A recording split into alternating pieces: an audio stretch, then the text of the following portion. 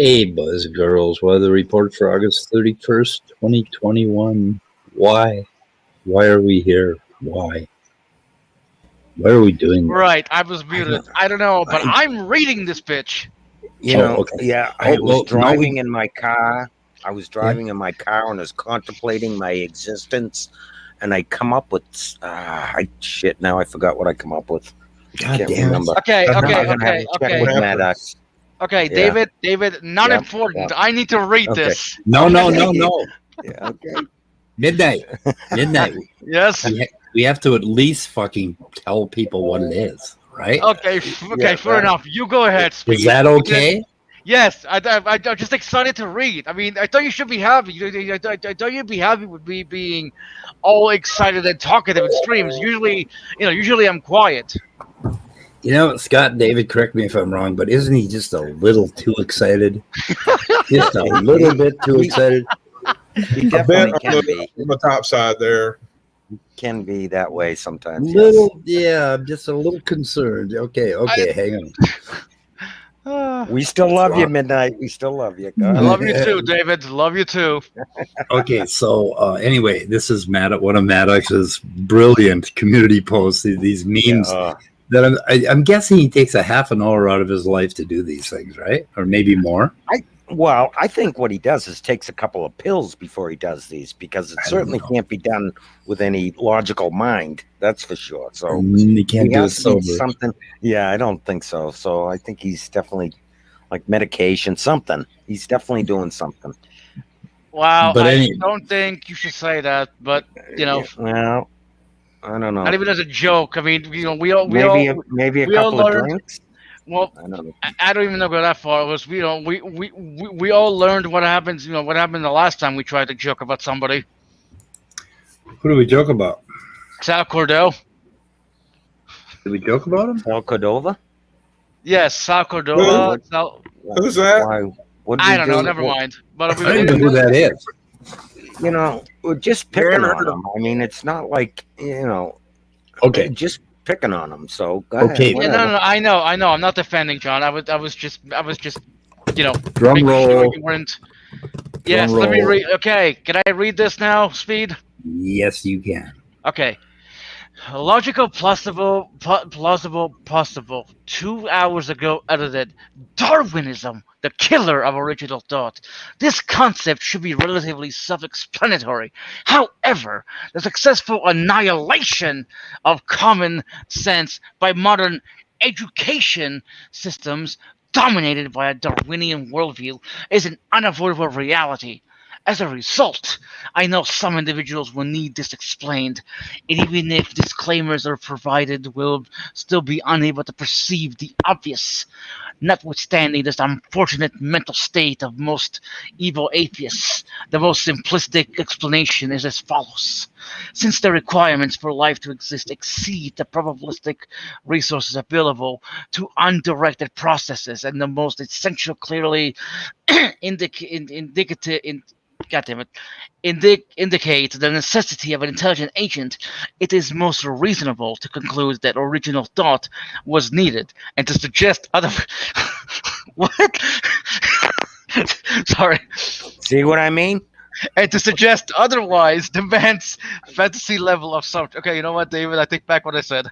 Yeah. And to suggest otherwise seriously. demands fantasy level of assumption. Therefore, while this is not a deductive argument, rather a general observation, the conclusion that an intelligent agent is a fundamental foundational necessity cannot be avoided without willful removal of original thought itself. May the evil atheist denial begin. I'm sorry, John, but what? Yeah, he doesn't have a very good sense of humor, or I don't know. I don't know what he tries to do here, but he certainly can't figure out his mind. That's for sure. I mean, isn't this just projection? It's just stupid. Yeah. He did. It gets worse. He did a video yesterday. Yeah, and the video is supposed to be some parody on evolution or something. Yeah. And it is just the stupidest fucking thing. I mean, I really started to consider that there may be something wrong with this gentleman, and maybe he shouldn't. Yeah, maybe we shouldn't pick on him. Yeah, that's what I think too. Because, like you said, I mean, is this all you have, John? You don't have arguments that you can even bite into, like we've talked about so many times. You've mentioned it so many times. You have nothing to bite into. He just has, like, the video is nothing but sarcasm. Like, okay, what's the point? And he plays somebody else's video of somebody making what it was. I couldn't get to the end of what was that, a crossbow or something he was making out of a bicycle. And that's one. That was one of them. Yeah, and that was bicycles were created. What's that? He thinks bicycles were created. I don't know what. Oh yeah. I mean, bicycles are created by God. Yeah, that's why that they were created by God. I know people make them, but I don't know what the point is. Yeah, I don't know. Anyway, but then so David went on John's site and made a comment, and we couldn't find the comment. And then I went on the site and I made a comment, and Scott and David couldn't find my comment. So apparently he has David and me blocked. Well, okay, now it's your turn, Scott. Go ahead and take the same comment on a private chat and see if yours ends up there. Yeah. Well, I'd like to do wait. Am I reading these or is Scott reading these? What are we doing? You truly are a dipshit. It is hard to take anything you say seriously. You have to stream more, maybe. But we'll make the weather report again. I don't know. Anyway. Okay, well, I guess I'm reading Younger Creationism. Quote, one of the saddest lessons of history is this. This is Carl Sagan. What? This is Carl Sagan quote, by the way. Okay, it would have said at the end, but thank you. Did you notice how I interrupted you? Yes, I noticed. Fuck you. One of the saddest lessons of history is this. If we've been bamboozled long enough, we tend to reject any evidence of the bamboozle. We're no longer interested in finding out the truth. The bamboozle has captured us. It's simply too painful to acknowledge, even to ourselves, that we've been taken. Once you give a charlatan power over you, you almost never get it back. Carl Sagan.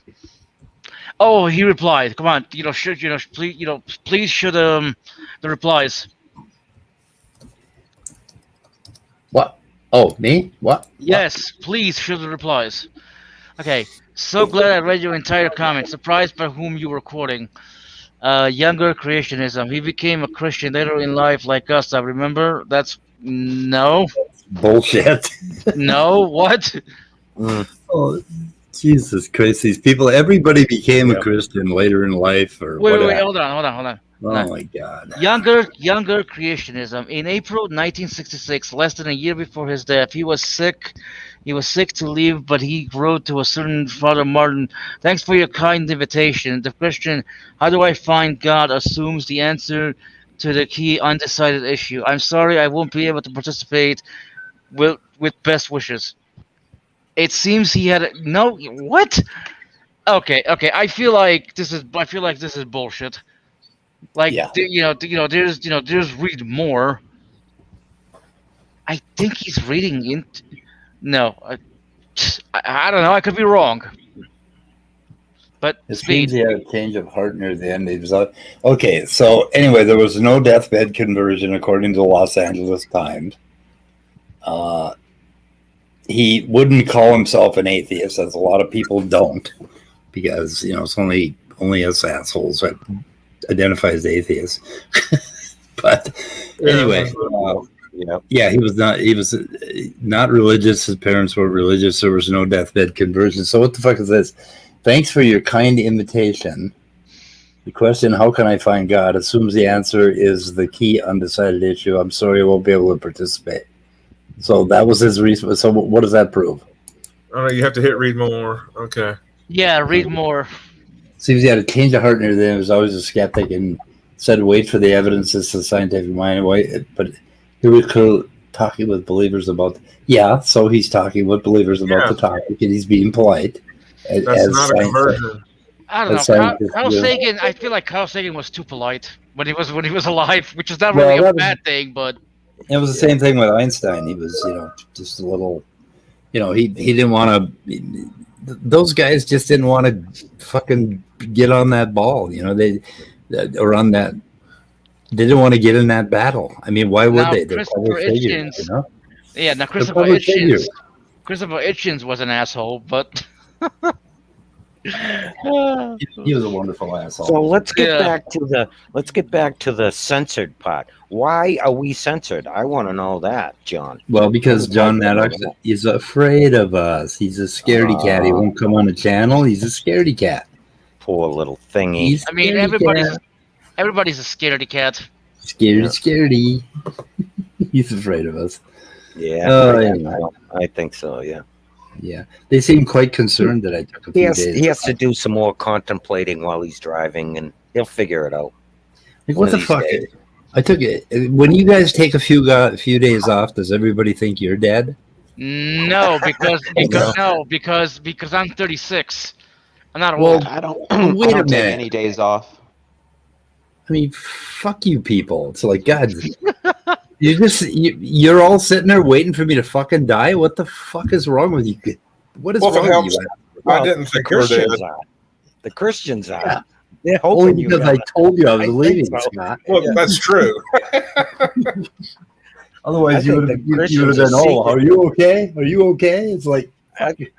I think they're secretly praying, but they won't say that out loud, but I think they are. I did get one comment of somebody complaining that I hadn't come out with a video in a while, and I was like, I thought I came out with a lot of videos. I thought you did too. Yeah, you do a lot of videos. But you came out to me. So we got to get to 1,000 subs so we can have a community page so we can put up stupid memes. How many subs do you have to have before you can do those surveys? I wonder. Is that a number more than 1,000 or? Probably everything keys on 1,000 subs. Wait, don't you mean poll? So how the fuck can I get 1,000 subs? What do I get? Survey, didn't I? Well, yeah, poll, survey, whatever. It's part of the community tab, I think. What do I have to suck to get 1,000 subs? Okay. Whoa, speed! I'm almost halfway there. Yeah, I just want to know. Get 558 more. 558 more subs. Yeah. The only thing that I can think of is you got to get out more speed. Maybe you got to do more interviews on other people's channels. Maybe. Stuff like do we know anybody who has other channels? I don't think we know anybody with channels. Well, I'm doing interviews on Bread of Life, but I don't think there's anybody there that's going to want to subscribe to it. You want to know how to get subscribers, Speed? How? You have to make content that only people can only access on your channel and your channel alone. Well, that's what we do every day here. I mean, nobody else would do this shit. Yeah. How do you do that? No other channel would do this stuff. You know what I mean. Yeah. Good. You have to make, I guess it makes more sense for people who make edited videos it does. Yep. You make content that's exclusive, and then people will only be able to watch it on your channel, and they're more likely to subscribe. Oh God, did I forget to send Peter a link today? Yes. Do you want me to give it to him? Oh, Peter. No, I need to send it to him because he did something for me. All right. Let me show you what he did for me. Where is it? I gotta show you. What he did. Thank you for putting my video in the description yesterday. Yeah. You probably got more subs and more views than I'll ever get by me putting your fucking video. I found it there, AJ, and I copied and pasted it, got it ready. I'm looking out for you, man. Did you guys saw that video? I haven't watched it yet, but I will. Don't worry about that. That's pretty ridiculous. Fucking Leo says that quite a bit. I don't know what the issue is. Oh, the memes! What the fuck? You know what? You know, honestly, why didn't Peter put the "Please be patient, I have autism" cap on him or the shirt? Like, it would have been funnier if he put "Please be patient, I have autism." Yeah, it would have. Anyway. Well, it was kind of sad that somebody, I don't know if y'all saw that Ed Asner died. He was like, oh no, the star of the Lou Grant show. He played all sorts of, he just was around forever. He was on Harry Potter more back in the 70s. He died at age 91, and it's said that he spent a whole lot of time with a charity called Autism Speaks because he had an autistic grandson or nephew or something like that. And but then immediately people kept telling about what a bad organization Autism Speaks is. So yeah, I've heard that. I mean, I don't know what the problem is, and maybe somebody listening in can come on and just explain what the controversy might be. But that reminded me. I didn't mean to take away from the funny times. But yeah, Ed Asner is no longer. I think he was in that movie Roots. Based on there's. I don't know all the details about Autism Speak, but they're hated. They're hated by the autism community. Yeah, I remember one time I saw on Reddit, I saw a picture of Andrew Garfield and Emma Stone, and the paparazzi would take pictures of them. I don't know if they're still a couple, but they would take pictures of them and they would hold up like a piece of paper or a sign that said like autismspeaks.org on it, and the people in the comments section were like, like it's a neat idea, but that's not a good like organization, and they were pissed. Yeah. So what'd they do wrong? I don't know. I think it's just like a one of those shady charity organizations that doesn't do what they're supposed to. I think there was an office for them. I used to pass a few years ago, just heading to work. I guess they were pretty ubiquitous. If I could see them around town. A lot of those organizations, when they start getting money and they hire managers, they end up kind of going down a trail that ends up. That's why I won't donate money to any large charity at all. I mean, can you donate money to me? Not even. I don't donate to any small charities either. If I was gonna donate money, I would donate it to like a dog shelter charity or something that does stuff with animals. Well, I prefer to give it directly to an individual that needs it. Yeah, I guess that's true. But I do need it. You're gonna give it to a cat? I do need a feed. God, you're breaking up, Midnight. You're breaking your mic. You're roboting. Sure, I am. It's horrible. I can't hear him at all. Can you? You can't see him. He's been trying to. Yeah. Wait. Hold on. Was that an albinism joke? Did Speed make an albinism joke? He's been trying to hit me up 2 speeds, so don't feel bad. I think it would be easier to see. Oh. Not in the snow. Yep. It's pretty clear we have no content today, right? Yeah. The content is what's in your heart, man. What's on your mind?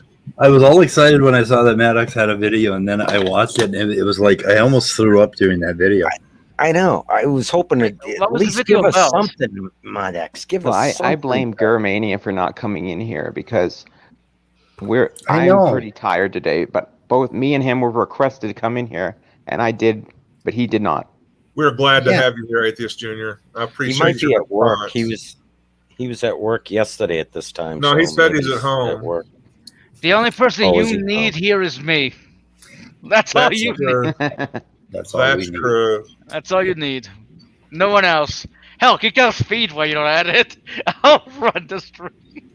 Yeah, so when Gurmania tells you, AJ, to go in there and get the badger. I'll be right behind you. You know what's going to happen, right? So you're going in alone. We don't need no stinking badgers. Don't need no badger. Yeah, he would be like, if we were bank robbers and he was the getaway driver, he would leave me holding the bag with the big dollar sign on it at the curb. Did you want to play Tangelo responding to the Benny Hill song? Did you look at that? That was right where I said it was, Speed. I almost found it, and then I couldn't find it. It was. You had to back up a little bit. You had to back up a little bit. I think it's at, if you go to like 48:30, he says it. It's right 48:30 and 50, right in that minute and a half. It's right in there. Because I checked, because I timestamped it at 50, or just in my head. I looked at it and I said, "Oh, that might be something funny to do on the weather report," because he, talked about the song, And then I went back because you said, "Oh, it wasn't there," so I went back and looked at it, and it was back just a little bit further, like at 48. I tried it again this morning and I couldn't find it. It just wasn't there. It was. I was skipping around a little bit, so I might have missed it, but I couldn't find exactly where it was. It is the weather report. And I got, kind of, I don't know, it just wasn't.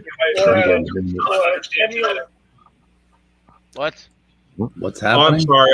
I went into my history and found the thing from, you're talking about from Grrmania's Saturday night deal?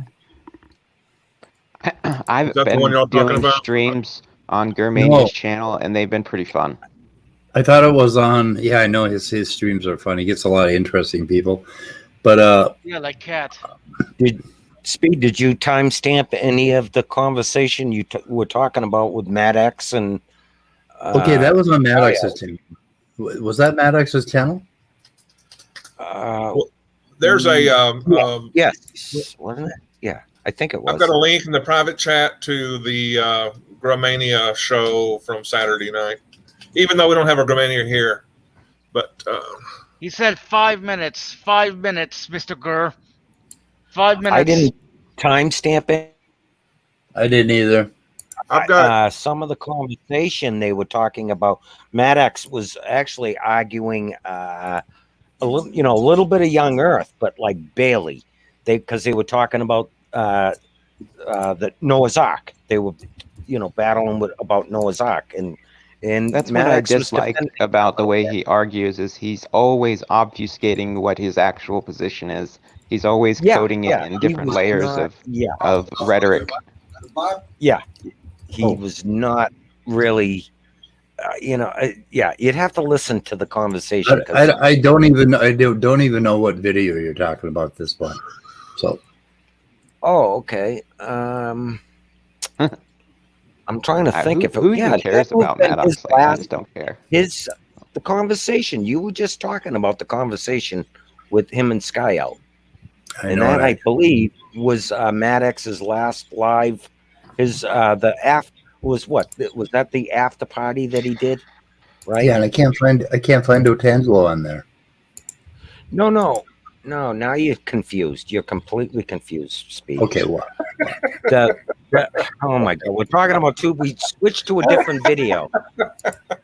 Maybe I confused you. It could be my fault. All right. Okay, what fucking video are we talking about? The Ontangelo one is on Grrmania's. Okay. That one. Right. And it was right where I said, that's the Benny Hill one. Now, there's a link in the private chat to Grrmania Saturday night. It's stopped on 31 minutes in. So I don't know if it's anywhere near that or. You stopped that because you guys were talking about Immutable wanted to review that yesterday. Remember, Immutable came in. Well, when was that? The other? No, that was during what's his name's rant, right? You guys were talking about that, right? Because Immutable wanted to go over that, some of that. You guys never did. Never went over it. Hell? Okay, let's try to pick up the thread again. Okay, Otangelo was at what timestamp in this? Go to 48:30, and he 48:30. Yeah, and he talks about the Benny Hill song. That's when he makes the comment of, "I have no rebuttal to the Benny Hill song," which was kind of funny. Everybody laughed. It was, it was kind of funny. Just a funny thing, because the original question is that, well, if you go way earlier in the conversation, they originally asked, Goromania asked him, who was the most difficult person that you've either had a debate with or discussion with. That was kind of the original question, and Ontangelo said, "Well, I'll have to think about that. I never really thought about it." And then, 3, 4, 5 minutes later into the conversation, he ends up coming up with it. It was kind of more or less a joke, really. It was Ontangelo was making, but it was part of that conversation. You know what I mean? Yeah, I went there, and I didn't find it. So I don't know. We'll see. Whoops. I could have sworn I checked yesterday, and that's right where it was. Argument. This one, Speed. Oh, here we go. Which constantly makes an argument which I have absolutely no argument against. This one, Speed plays the Benny Hill song. I have no Oh, there it is. against, Okay, it was right before that mark, right before 49:30. So that's why we missed it. I I said 48. Yeah, I said 50 yesterday, but I said back it up a little bit further than that. Yeah. So yeah, we got it. We got I it. did. We got Yeah. it. Yeah. It was fun. It was funny. It was kind of a joke. The whole room kind of got a kick out of it. They were all laughing about it. Yeah. So there was a lot of stuff on this stream. Some stuff with. Yeah. What do we have? There's just a lot of things to go on. Oh, there's the weenie. The weenie's there. By the way, yesterday he was out of power up in Baton Rouge, and I believe I was here also. So what? I believe I was in this stream also. If you go back, Yeah, you were in the very beginning. Yeah. Right? 7-hour stream. Oh, you had a hurricane go by your city also? Yep, he did. Midnight? Yeah. Okay. All right.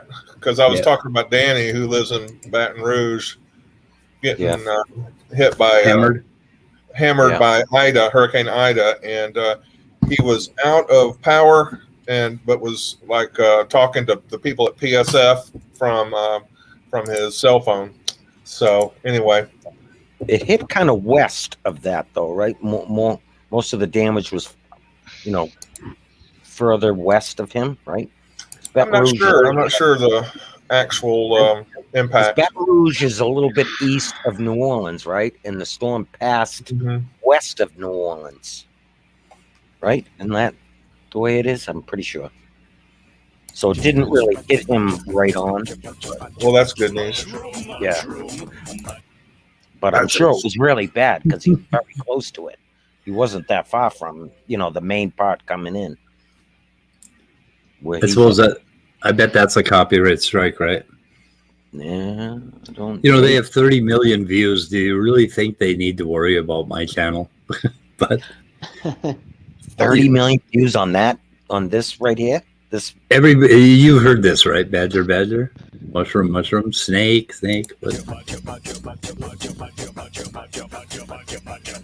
Yeah, this is from. This isn't even from YouTube. This is from like Albino Black Sheep or E-Bomb's World. I love that. I don't know why. That and da are in my mind today. I watched Maddox's video and I was like all excited. It's all some Maddox content to pick on, and then all I could think is that song da over and over again by the trio. I don't know. Anyway, it's just like, what the fuck, people, do better. So give me more stuff. The other video that we were talking about was Maddox's. That they were talking about Noah's Ark. That wasn't a real long stream, but I thought you watched some of that. I did. Sky Out. Yeah, that was where Sky Out and Maddox had a falling out. And then Sky Out yesterday, he was calling him, what was he calling him? A piss wizard or something. yeah. Something like Calling him that. a stupid piss wizard, I think it was. And it was like, God, that's really cool. I heard that there's like a rift between SFT and Smokey now or something. He Yeah, dropped Oh, Smokey. yeah, big one. Finally. Well, yeah, there's some big conflict with the young Earth. You know, the yaks and the regular Christians now. They're all fighting now. Wicked. The Yex and the OX. Yeah. Yeah, like two the gangs. OX, yeah. Yeah. Yeah, I wonder if they had teacher colors, shit like that. Okay, guys, hot off the YouTube press, we now have a new video on Grr Streams channel. Okay. Dated just like immediately.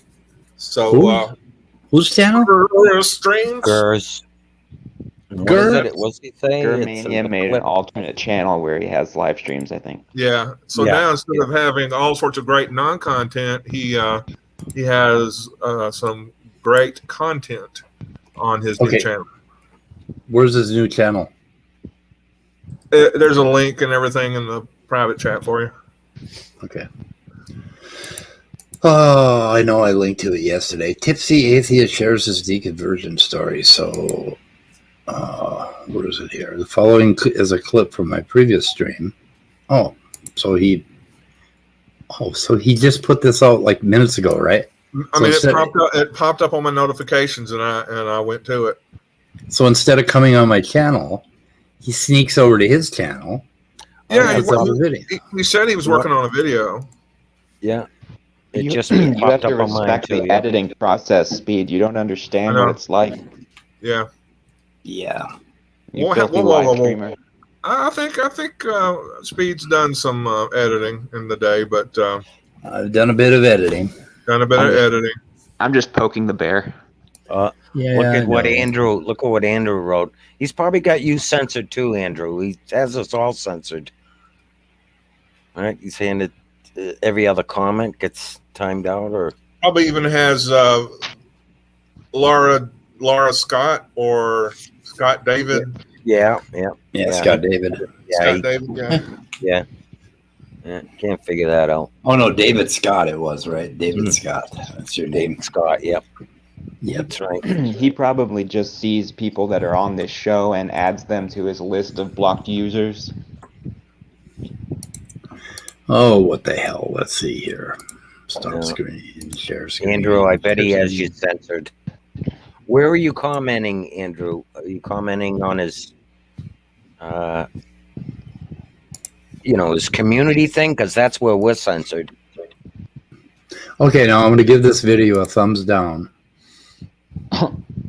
Any kind of thumb action is activity, so that's good. Yep, I give it a thumbs down. Hopefully they'll remove his channel now, which would be good. So it'll be good for the community as a whole. Oh yeah, this 11 minutes. Should we usurp it? Is that how you pronounce that? Is it usurp or usurp? Well, there is a word called usurp, and it could be used in this context. Yeah, we're going to usurp the premiere of it or whatever. We're going to usurp the fuck out of this thing anyway. Yeah, usurp it. We're going to usurp it. Gotcha. I think my gears started to really turn, I believe, in 2008. Ooh. Yeah, and what a coincidence! And let's see, I believe it was 2000. Yeah, and then it really didn't progress. It didn't turn into atheism until I didn't consider myself an atheist until probably 2013, I think. It gets hard to remember all these dates, but I try to keep up with all the dates because I feel like they're important, at least for what I do on YouTube. What happened was I would watch videos on YouTube by atheists. And I would watch the evolution versus creationism debates and videos and response videos. And eventually I just thought, okay, you know what? As a younger creationist, I thought, okay, maybe evolution is a thing, and maybe the Earth really is 4.5 billion years old or whatever it is. Okay, that's fine. I mean, God still used evolution. That's how I thought. Yeah. Maybe the Earth really is that old. And okay, that Scott, was the thing. You're on there, Scott. Yeah, that was Saturday night. I got on there for a while. Yeah, but how can you be there and here at the same time? I don't get it. It's magic. It's a kind of magic. to quote Okay. my favorite movie. Yeah, I went through that phase. I thought you were foreskinning me. No, well, Yeah, and I feel like I don't know. So anyway, so he talks about his deconversion. yes. Okay. Nobody should watch these videos. So, okay, so I thought he was going to do his live streams on his channel. I thought that was his plan, and he was going to do got his another good one. content. Yeah, I thought he was going to do his good content on his regular Grr Mania, and he was going to do live streams on Grr Streams. Yeah, well, he considers this good content, apparently. Yeah, backwards. Okay, yeah. So he's clipping stuff. Okay. Yeah, that's smart. Good man. Good man. I give him a thumbs down. Fuck him. Yep. Yeah, poor Andrew's censored from Maddox. Maddox is all upset at him. You know, being such a young adult male, I bet Andrew's taking that hard. I know. It's tough. It's pretty sad, though, isn't it, Maddox? You know, all he can do is make a video of nothing but sarcasm for an argument, or not even an argument, I guess. I don't know what you'd call that. And then he censors everybody. It's pretty sad. He's a sad case. Okay, let me put that in the description. Got to do better, Maddox. Got to do better. Yeah, I don't know what the hell is. Things are complex. It had to be intelligently designed. It's not an argument. Otangelo's still doing the same shit. Yeah. Otangelo, we had a thing going in comments for a while, and I just kind of lost the will to respond to him after a while. Oh, here he is. Gurmania. Just about put your new little video in my description. There's the man with the plan on 2 channels. I saw your little dislike. It did make me laugh, though. I'm not gonna lie. Yeah. Can I? I saw that. I was like, that little bitch. I had to do it. I just had to do it. Hey, So. I only uploaded the clip and not a live stream just to get something out there. That's all. Okay, yeah. But yeah, don't watch it though. Don't watch it live. Watch it off the stream. I'm putting it in. Watch it. I lived it. That's true. You know what? Don't even watch it. Just go like it and don't watch it. No, I'm gonna watch it again and take notes so I can call you out when you start exaggerating your story. Yeah. But that's not what he said 10 minutes ago. That's right. Yeah, exactly. Yeah. I don't know if y'all saw, but someone had an attack video about me yesterday. An attack video? Oh, really? Where? It was what's that guy's name? I heard about it, but I didn't go looking. Yeah. Jill. Now you can do a response to the attack. Yeah. It's There you just go. So there's the content. There you go. That's what I did. I've had quite a few, well, maybe 3 or 4 response videos to me this year, and they're all really good. But this guy was just basically saying that I was a coward because I wouldn't let him in my stream. Oh, it's Jill, right? Yes, Jill. Yeah. Oh, nice. Hey, I went over to the video and I said, "Great video, 10 out of 10." There you go. Was it just on you? Just a little short video on you? Because I didn't look at it. Just on me. Well, take a look at this. It's featured here somehow. Oh, there. Okay. Wow. Oh, yeah, I remember seeing that. Did you show it Saturday night?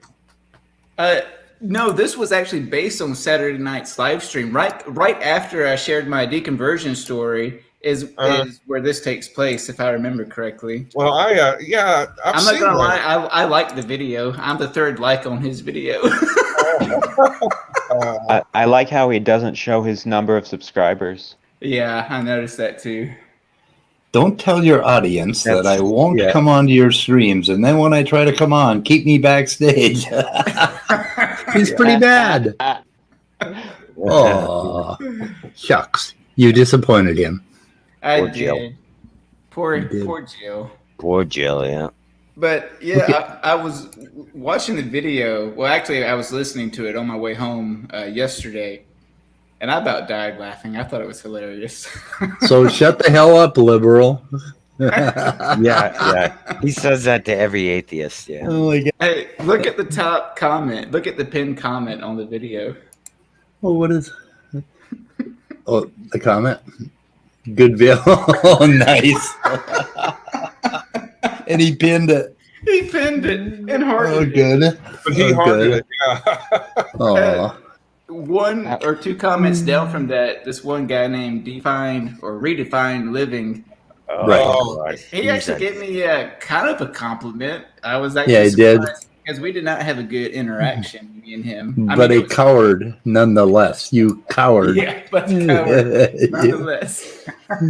When he grows a pair and comes into the lion's den, he won't be pleasant anymore. I'll turn him into the Grr raging atheist. That comment did make me laugh. I'm not gonna lie. I thought that was. Oh my God. That sounds oddly sexual. It does. Well, Yeah, it kind of does. Well, Jill told me he wants a man-on-man with me. That's what he said verbatim. I want to have a man-on-man. Man-on-man, eh? He wants to have a man with you. Manny Mano. I think I even say that in the clip that he's got here, which I don't recommend watching because it's just me and a couple other people just talking back and forth. All right. I have a question for the panel. Has anybody seen anybody more butthurt about Trump losing than Jill online? Has anybody seen anybody worse than him? Oh, I haven't listened to any of that. That would be fun to listen to. He still talks about it. I mean, he still brings up. Well, that's why he calls every atheist liberal. And well, wait a minute. Now, does he admit that Trump lost? Oh no! Oh no! Okay. No! Don't confuse that. Yeah. Oh, look at this list. What is this? Inside the Atheist Mind. Is this a real book? Actually, it is, and I've done I think 2 videos on the author, Anthony DeStefano. One of the stupidest, and I'm not exaggerating, he was probably one of the stupidest Christians I've ever responded to. I've ever made a video on. Well, look at the name of his chapters. I mean, my goodness. The graphic design on this book is just terrible too. I'm a lot more annoyed that he put Nietzsche on the cover with that over his eyes. Yeah. Just deliberately blind. I wanted to say hello to Dr. Josh. I have some questions for Dr. Josh if he'll humor them. And I also wanted to. Is he in here? Yes, yeah. I would love. I would love to actually hear Dr. Josh. I'm glad I wasn't talking shit about him. You can. Yeah. My first question. Can you hear me on my walk? Yeah. Are you on your walk? Yeah, it's my thing now. Yep, it is.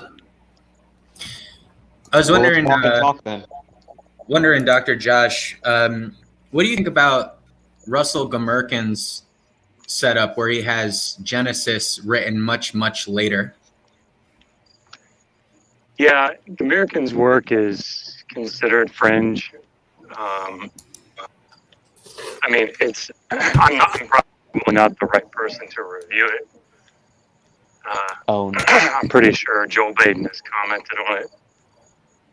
On Myth Vision's podcast. I don't remember where. Yeah.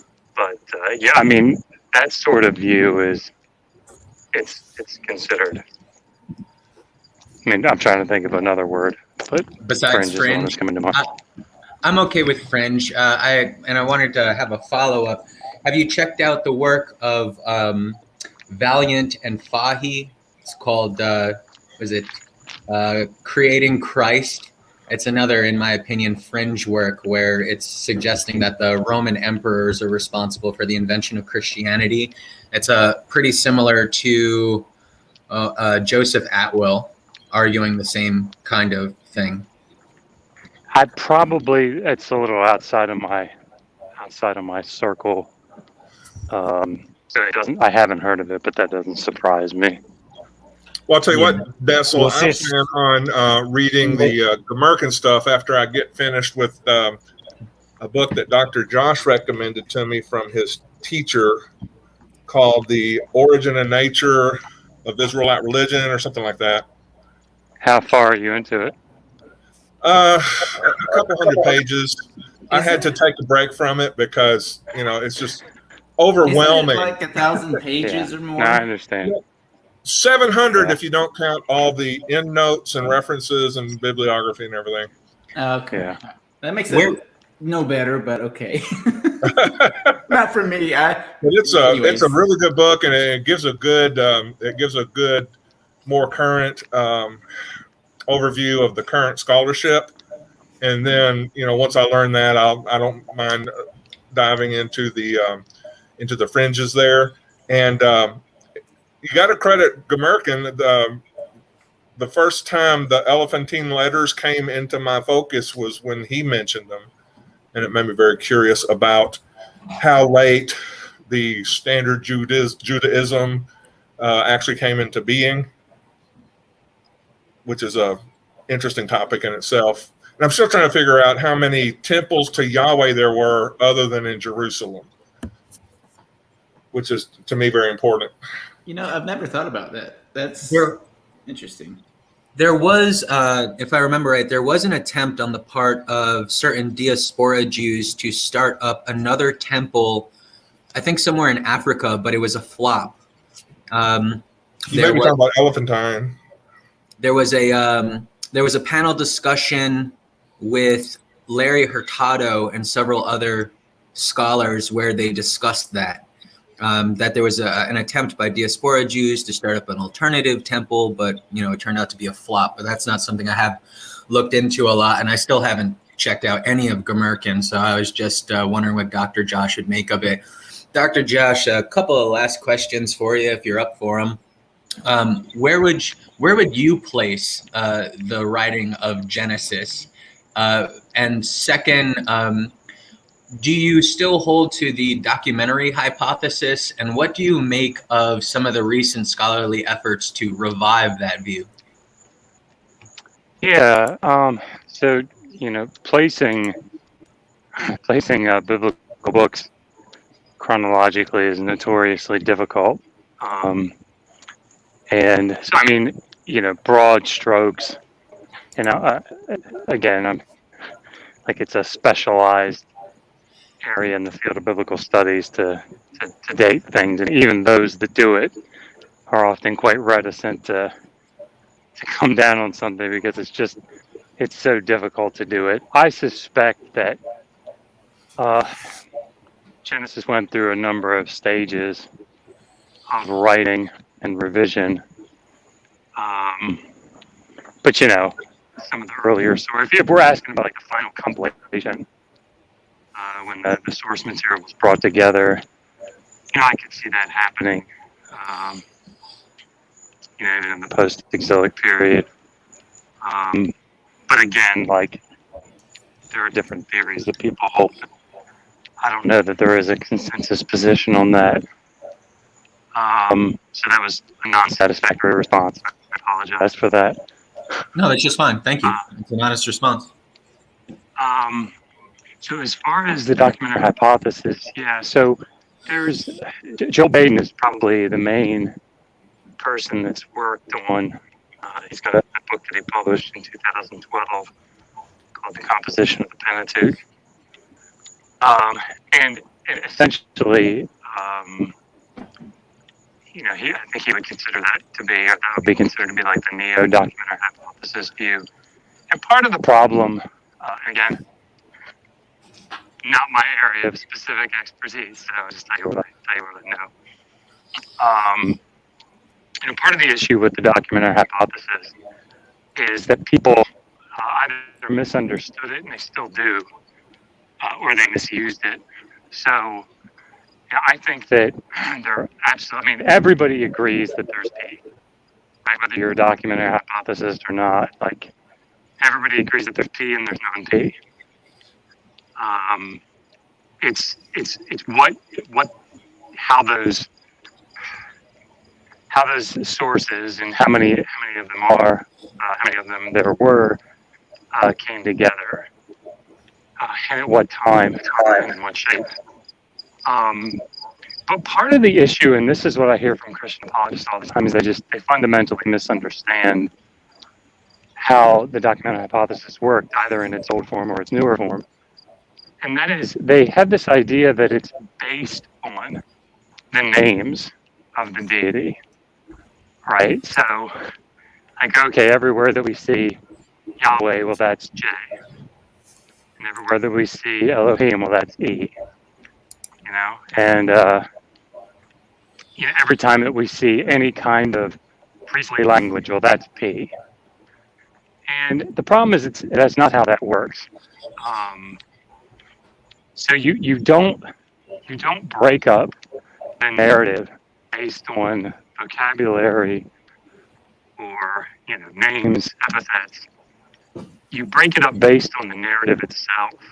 So, for example, if you're reading through something like Genesis 37 or Genesis 6 through 9 with the flood story, the reason that scholars even initially started thinking about things like, are there different sources, are there different hands at work, is the narrative doesn't make sense, right? So then what you do is you come to the text, you say, okay, look, I've got 3 or 4 different places here. We're talking about 40 days as the length of the flood, the duration of the flood. And over here, I've got 2 or 3 different places, 150 days. Wonder if they go together individually. Right? So you start to break up the narrative based on the narrative itself. What they then discovered when they did that was, oh gosh, look, this story, once we've broken it up because of its narrative inconsistencies, this story over here, this source, this version, whatever, just uses the name Elohim, and this one over here just uses Yahweh, right? So it's the other way around from what most people assume, if that made sense. It sure does. And if you would permit me, I have 2 final questions for you. Sure. The first one is there's a lot of controversy. I think that it kind of comes down to mainstream versus what you might call fringe views on the attitude of early Christianity toward the Roman Empire. And some argue that Christianity took a very negative view toward the Roman Empire, even though it didn't try to fight Rome physically, like the revolutionaries were trying to do. And the other view is that it took a really warm perspective to the Romans and tried to cozy up to them. Do you have any opinion about which one of those 2 views, if either, makes more sense to you, is my first question. And my final question is the splitting up of Isaiah into 3 different authors. Is that still current in contemporary scholarship?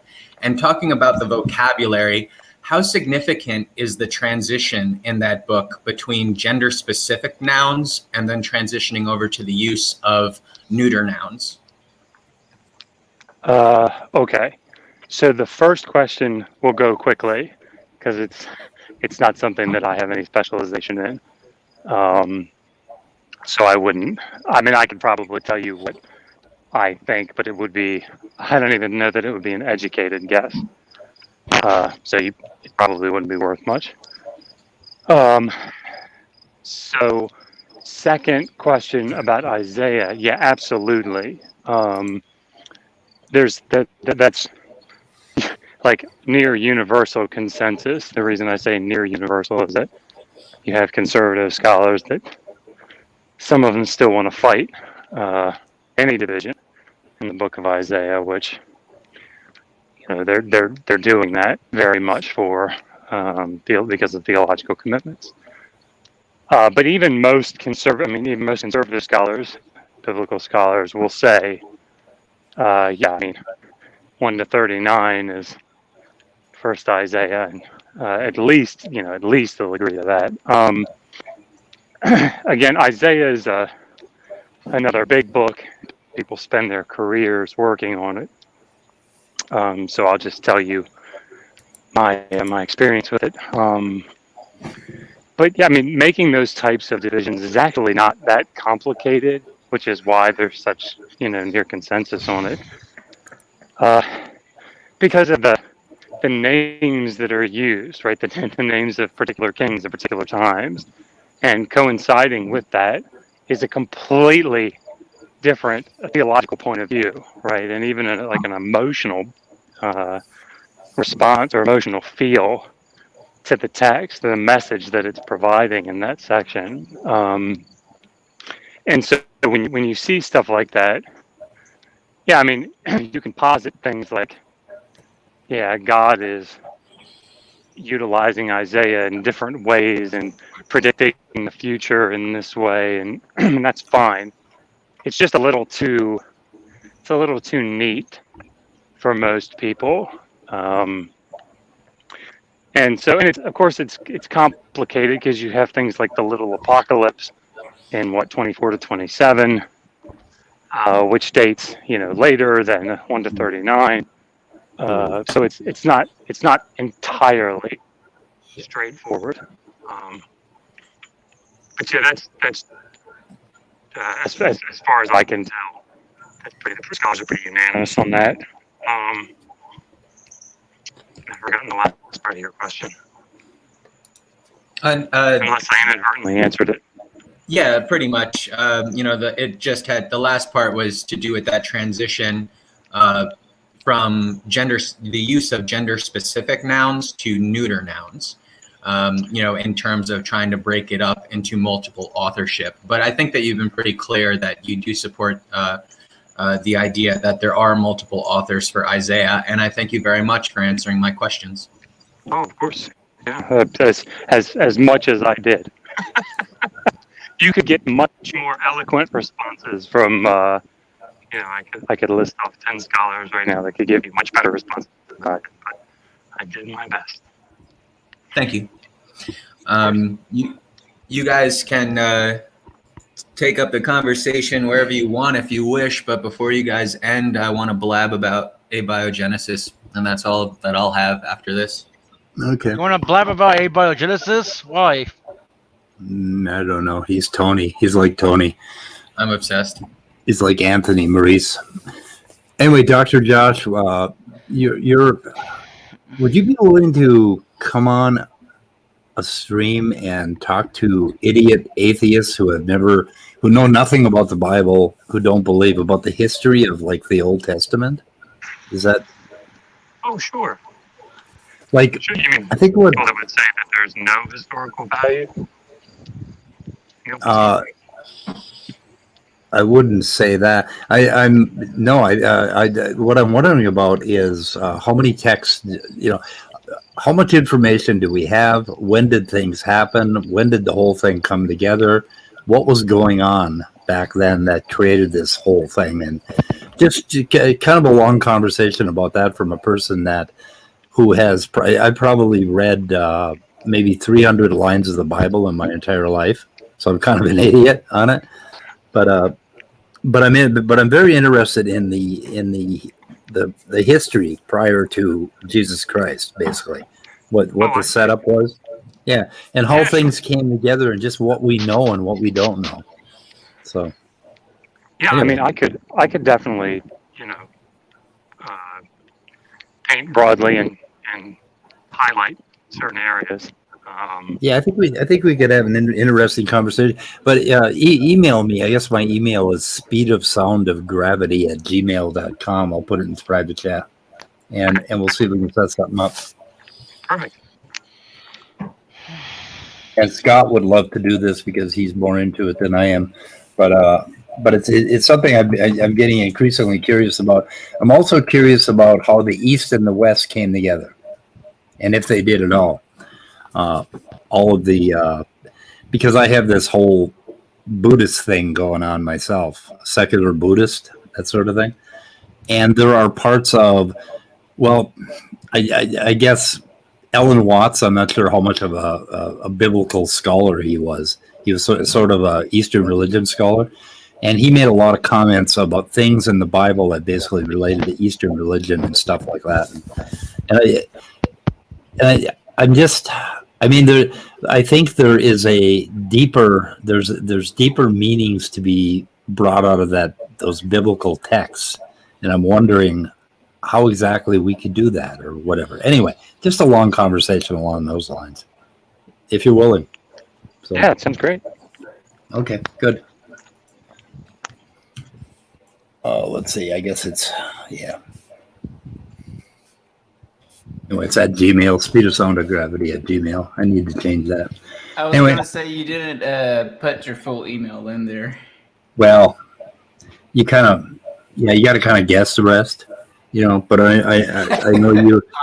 I know you non-boomers don't really understand email. You don't get it anymore. It's like you only understand twitting and things like that. Instagram, twitting, yeah. I don't twit. I don't twit myself. Hey, you know where you can find LPP? On Twitter. On Twit? Yeah. Anyway, I tried to twit a couple times, but it didn't go well. It went badly. Yeah, Twitter's kind of a cesspool. It really is a cesspool. Every once in a while, I'll go on there. I don't have an account, but I'll just type in Grrmania to see if anything comes up. Because that's how I am. I've tried that, but for myself, but I didn't get anything. Yep. A few things, but not a lot. So far, no hate, so that's a good thing, I guess. I created an account, I think, about 10 years ago or something, a long time ago, trolling your basement. And it's still part. I think it's still part of my. I think I'm answers at atheism at troll in your basement. But I made like one twit about we were being attacked by killer hornets, and I made one comment about the hornets, and I ended up with like 10 subscribers or 10 people following me, and I was like, what? And I couldn't think of any clever follow up, so I went silent for like 8 years. It took you 8 years to come up with a comeback. Yeah, exactly. That's where I'm at with Twitter. Yeah. There's a guy over on the Atheist Network group called Just Jeff, or I think he's also called the Atheist Troll. But he's got a TikTok account, and somebody sent me a TikTok video, I guess, of him. I think I got the same notification. He calls up, he's just sitting in his chair at his computer, and he calls up an atheist and says, hey, just real quick, when is it okay to own another person as property, as a state? And the atheist is like, never. Like, what kind of crazy question? Of course, it's never okay under any circumstance to own somebody's property. Okay, thanks. And then he calls up Pastor John. Hey, Pastor John, I got a quick question. When is it okay to own somebody as property? Well, okay. You see him wandering around his room. Kind of cuts the clip where he's just it's going on and so in this circumstance, well, if it's mutual, and these foreigners from other countries. Exactly. That's pretty good. That's awesome. Speaking of which, I really enjoyed the debate. You had Dr. Josh with Matt Dillahunty against the father and son, whose names I cannot remember. About Knechtle, yeah. Yes, it was just so much fun to watch that. At some point, Matt Dillahunty. I'm glad you got some enjoyment out of it. Matt Dillahunty had said something like, okay, so if we were back in the old days, would you be my slave? Would you be okay with that? And they went dead silent. I thought about putting that for my channel. It was very I thought it was so great. I just found that debate. Oh, on Audible? Yeah, I think they're all over the place now, modern day debate. I think you can listen to it. Okay. Podcasting network. It's modern day debate. Okay. Hey, Grrmania, I was doing a Zoom call with a couple people like just Jackson Weed and Science Side Up and those people and Dr. Dan the other day, and I told a new LPP joke during the Zoom call. Wait, you got a new one? Yeah. Or actually, it was SFT, but you can substitute either one. It was SFT because they were saying somebody was talking about SFT was on modern day debate, and I said SFT on MDD. I'd rather get a UTI. I like it. But you could fill in LPP for that's SFT. true. I see what you mean. Speaking of SFT, We have exchanged a few emails, and he said he would come on my channel, but so far nothing has come about it. Yeah, SFT does that. He'll play with you and play with you and play with you, and it'll probably never happen.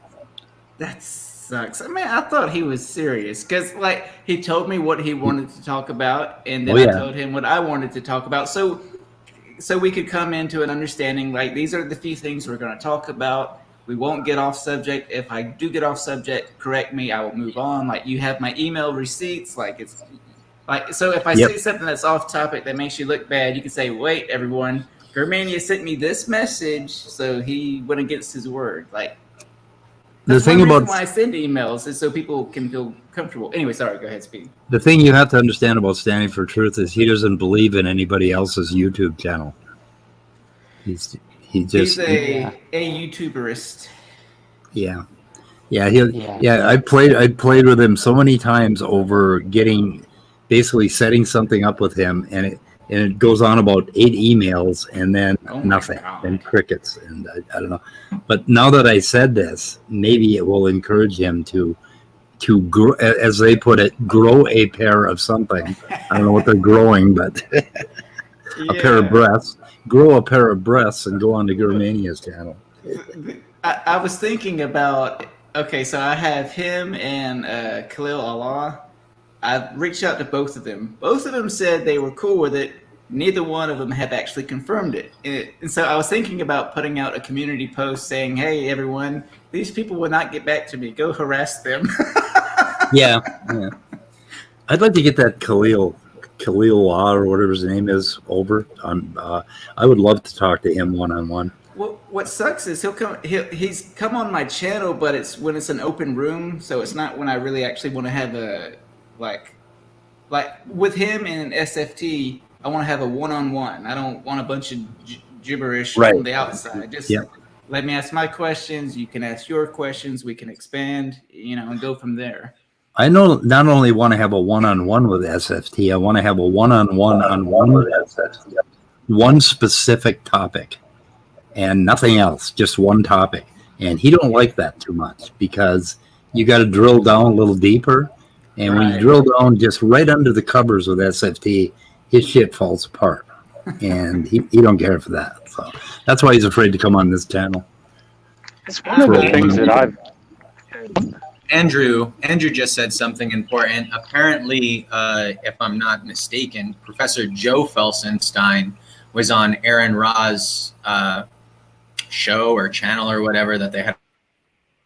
Yes. Joe Felsenstein. That's pretty awesome. Yeah, that's amazing. Yeah, I was helping Aaron out with that show. Me and Peter were doing the super chats and the questions. Cool. I think Dr. Josh had something to say, I think. Yep. Sorry. And if I cut out, it's much to my chagrin. My battery is on like thin red. But yeah, this is one of the problems actually that, speaking of like picking one thing and sticking with it, it's the problem with things like let's debate slavery. And I've noticed that because you've got at least 3 major groups of passages that you can go to, and then 5 or 6 really popular sort of ancillary passages that when you start to get somebody pinned down on one, they just jump to another one. And it gets very frustrating.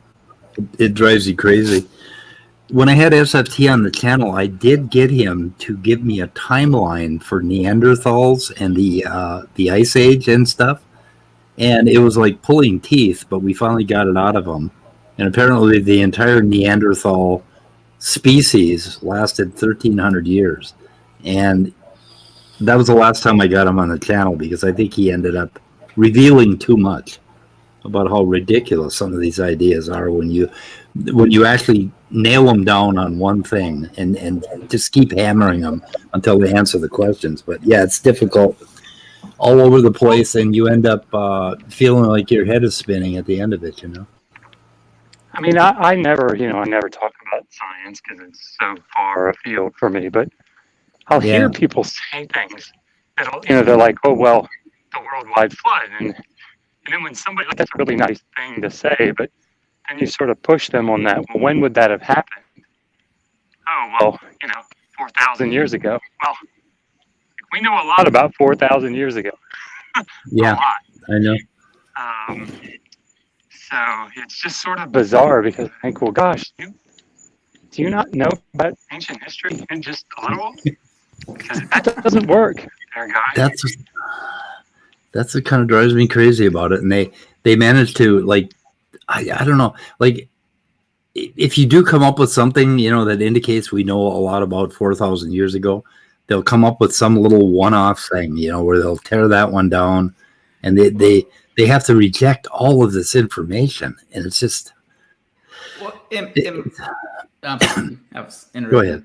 Well, I was just going to say, in my experience and what I see happening a lot in debates when it comes to biblical slavery is with every time without exception, they'll say, well, you can't say it's wrong if you're an atheist. It always goes back to morality, at least in my experience. Yeah, well, they see the standard meme is that you can't have morals if you're an atheist. Apparently, I don't know. Right, and so when you give them, yeah, go ahead. Go ahead. No, you've been quiet. I'll shut up. Well, I'll just interrupt both of you to say I wanted to say to Dr. Josh before his phone dies that your show with Skylar Fiction, I really enjoyed that. And as somebody who does a Kent Hovind impression on my channel, I really appreciate your Kent Hovind impression. I'm sorry, I had to say that. Oh, and I Dr. appreciate Josh, that. I did link your book in the side chat too. So maybe. Oh, thank you. I really appreciate that. Maybe speak. Well, let me put that in the description. Yeah, even better. Because I haven't bought that book yet, but I'm going to buy that. I actually. I do find it funny. Yeah. Oh, sorry. No. Your battery's about to die. With that, the last thing I'll say, and then I'll jump off because it's like flashing at me.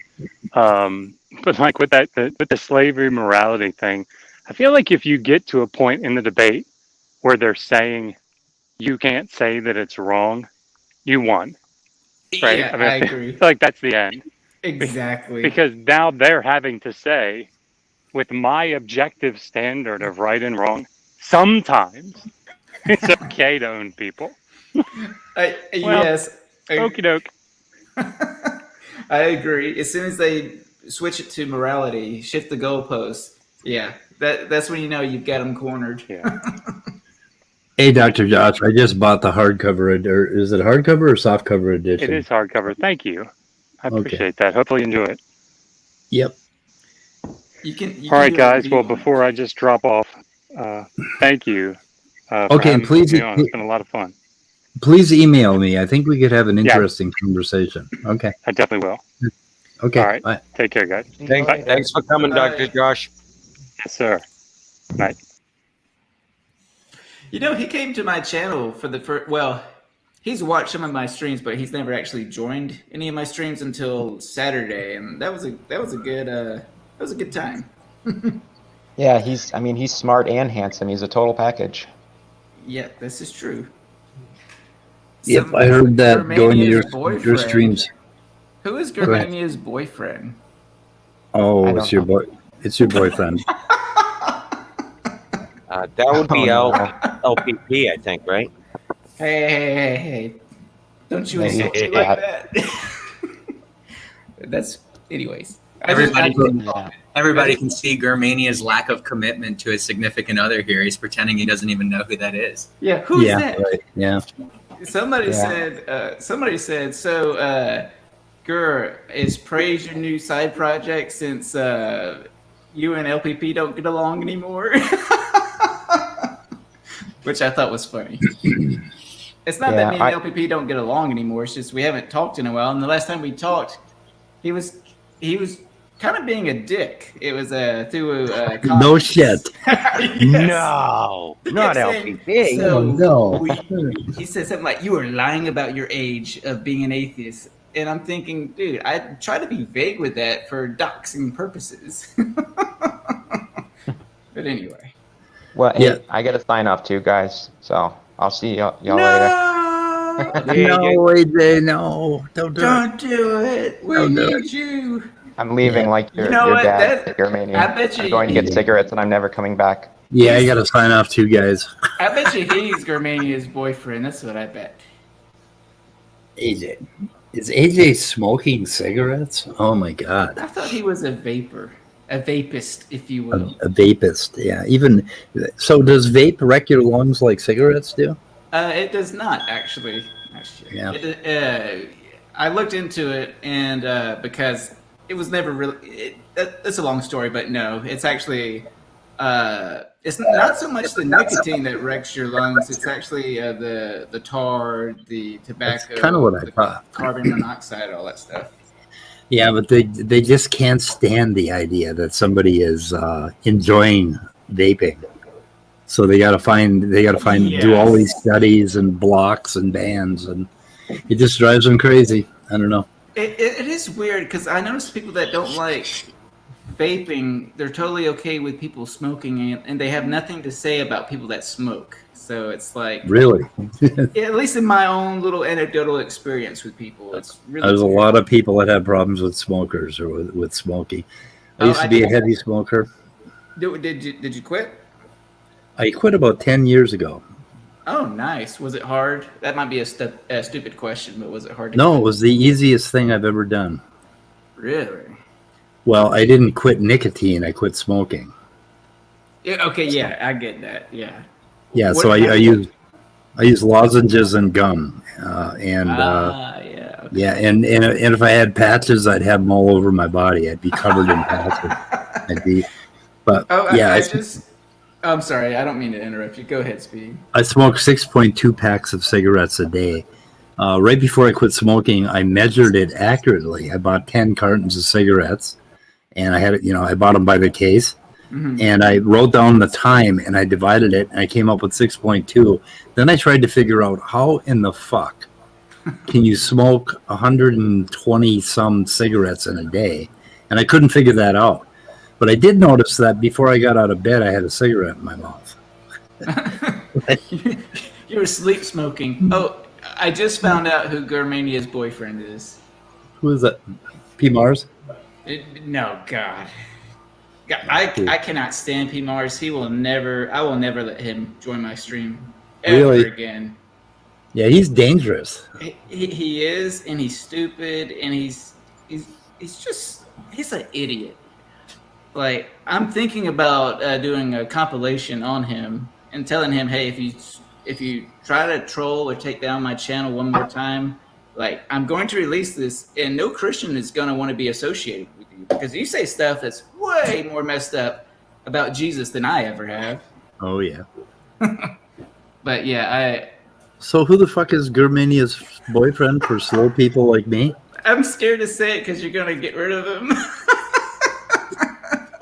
Oh, it's Maddox. No, it's not Maddox. Who is it? Maddox is way too insecure about his sexuality to post stuff like Germania's boyfriend. Is it Danny? Maybe. It's Danny. Oh, I'm gonna boot him. That's why I didn't want to say his name. But as soon as he said Pinocchio, I was like, okay. I booted him.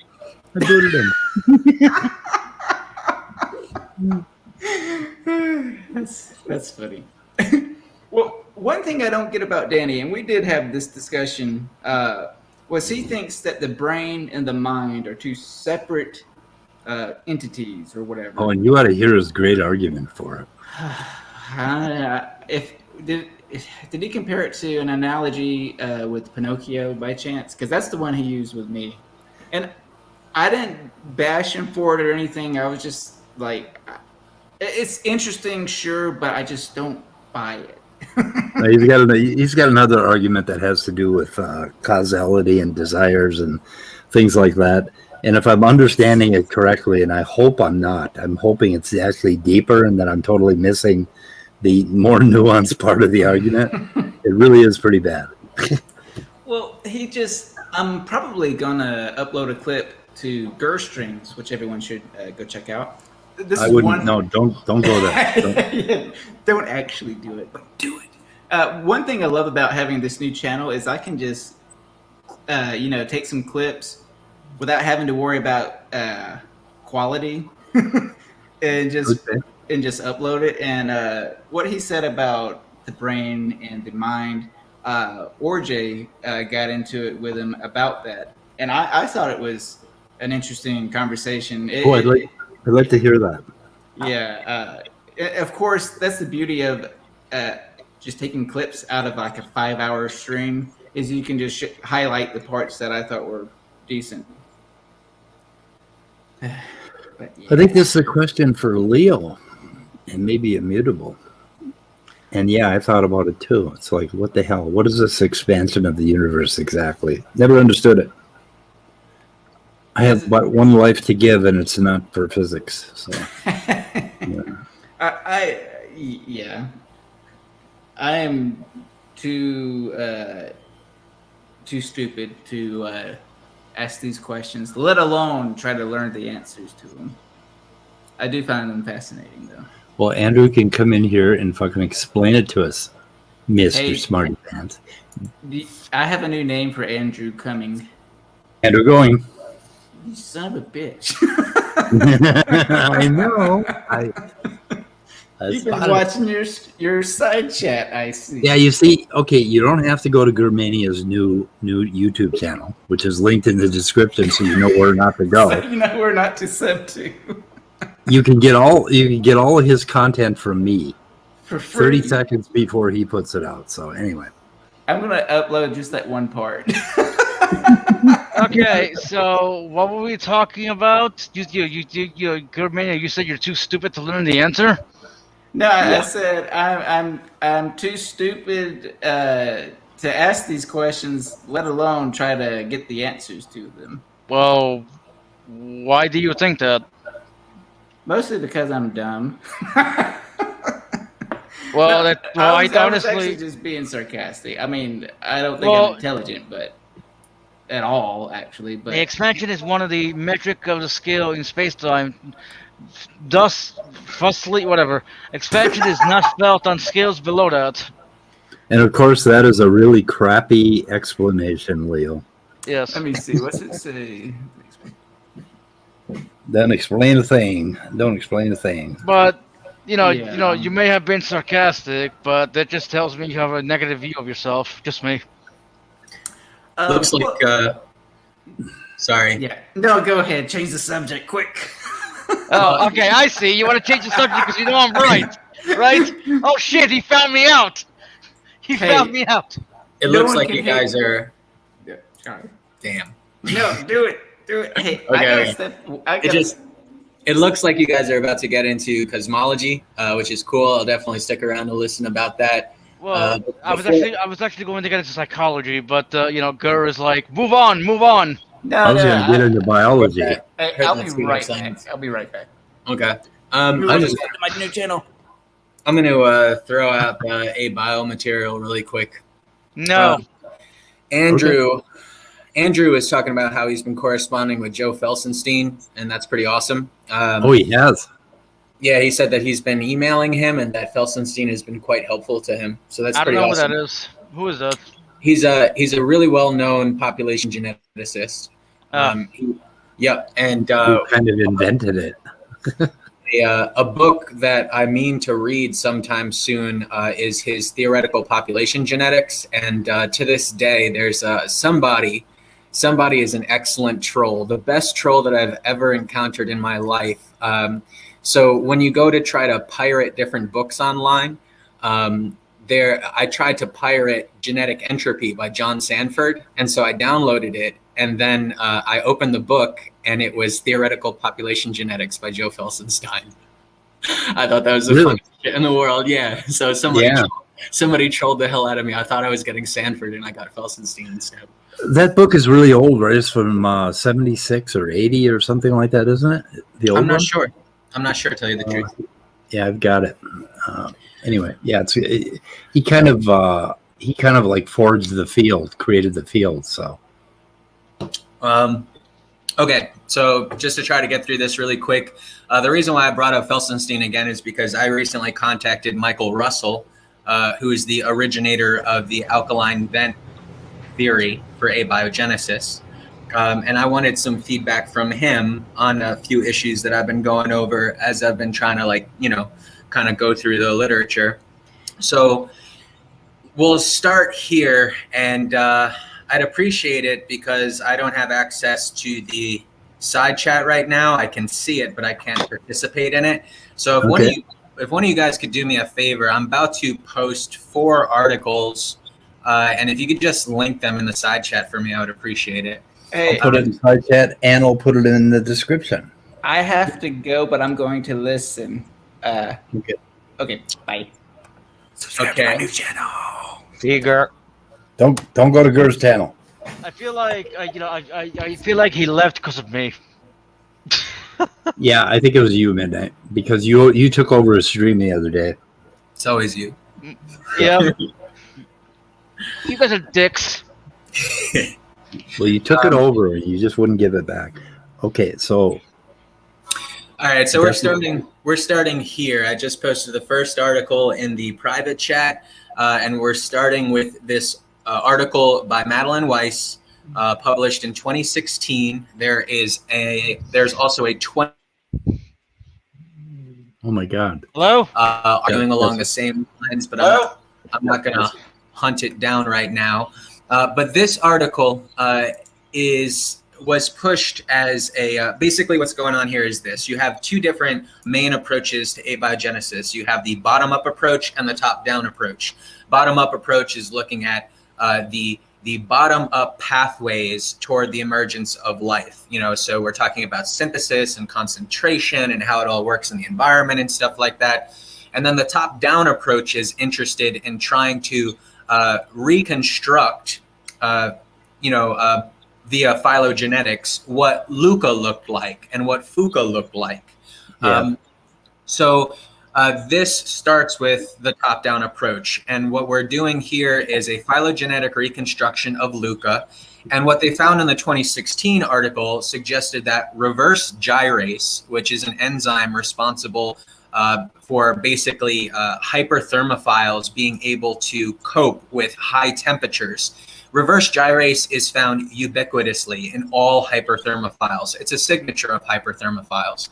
And in this 2016 article, they identified it as belonging to Luca, and they took that to be evidence that for the hydrothermal vent hypothesis, because when you take a look at the vents, you typically end up with higher temperatures, particularly at black smokers, where you get up to like 400 degrees Celsius. It gets insanely hot. And so they took that to be some corroboration for the hydrothermal vent view. But when you start talking about alkaline vents, the temperature difference goes from somewhere around 20 degrees Celsius, roughly room temperature, all the way up to about 120 degrees Celsius. Smokers, nevertheless, they can get relatively high in their temperature. So they've been pushing this in the 2016 article, in a 2018 article, and also with this article, which I will post here in the private chat. There it is, the autotrophic core, where they likewise, via a top-down analysis are identifying reverse gyrase as belonging to Luca. The problem, though, is that there have since been a bunch of other articles, and here is a third article to talk about that one. And this third article is a much more robust phylogenetic reconstruction of Luca. And the title of this article is called "The Evolution of Reverse Gyrase Suggests a Non-Hyperthermophilic Last Universal Common Ancestor." It is a more robust analysis than that found in Weiss 2016. And so this motivated me to contact Russell, because when you're dealing with the alkaline vents, you have that temperature distribution between 20 degrees Celsius and 120 degrees Celsius, which means you don't need a hyperthermophile. So I felt like these guys are kind of putting their eggs in this basket of a hyperthermophile when they don't need to. And so I contacted Russell and basically pitched it to him like, hey, here are these articles. what do you make of the idea that you could instead have a mesophile, which is adapted to intermediate range temperatures emerging at the vents, somewhere, say, between like 35 degrees Celsius to 55 degrees Celsius? And I asked him a bunch of questions about this, like, is that temperature range at the vents too seldom? Is it too infrequent? Is the plausibility of a mesophile developing at those temperatures too implausible? Because usually mesophiles fall off at around a temperature range of, I think, around 50 degrees Celsius. It's somewhere around there, that their ideal environment for a mesophile doesn't run as high as like 60 degrees Celsius. So if you were to have abiogenesis at the vents, it would have to be somewhere between, say, 20 degrees Celsius to somewhere around 50 to 55 degrees Celsius. Otherwise, the probability of having a mesophile there is just too improbable. So I pitched this to him. I'm like, look, what do you think about the idea of a mesophile around 35 to 55 degrees Celsius? And it turns out that that's actually exactly his view, which was satisfying to me. That that his view is actually in line with the more up to date and more robust reconstructions of what Luca looked like, in comparison to some of the other folk who are pushing hydrothermal vents, such as Bill Martin, for example, is on board with the hyperthermophile approach. And so what you end up with as what I consider to be a plausible timeline for this is you have a mesophile that develops at these alkaline vents, and eventually the organisms gain independence from those vents in terms of being able to maintain their own proton gradients and developing their own membranes, and so they gain independence. And then from there, they start colonizing all across the seafloor, and they start interacting with some of the hotter environments at the black smokers. And so you take a look at the reconstruction, according to the new papers, they're still identifying reverse gyrace as ancient, but it doesn't go all the way back to Luca. So the idea of colonizing the seafloor and going into these hotter environments, that's why reverse gyrace is so ancient, because very soon after they gain independence from those vents, they're dealing with hotter temperatures. And at those hotter temperatures, this is the final thing, one of the criticisms of hydrothermal vents coming from the Deemer camp is they think it's implausible that you could develop photosynthesis in the ocean like that. And so there's been a lot of work done on the development of photosynthesis at the vents. And it goes all the way back to this article written by a researcher by the name of Nisbet in 1996. But this right here is the last article I'm going to post. This one was written in 2013. It is called The Potential for Photosynthesis in Hydrothermal Vents, A New Avenue for Life in the Universe, written by Perez. I think it's 2013. And so what you end up with here is a timeline where you get that mesophile. The mesophile gains independence. It starts going to these hotter areas. It develops reverse gyrace. But also, because it's dealing with the hotter temperatures and it's in the presence of geothermal radiation, they start to develop precursors for photosynthesis. And so that is your timeline, or at least that's the timeline that makes the most sense to me, given all of the literature that I've been going through. And that's everything. Okay. I was reading, Brock, microorganisms this morning, and there was something about cell walls for these extremophiles, or they use different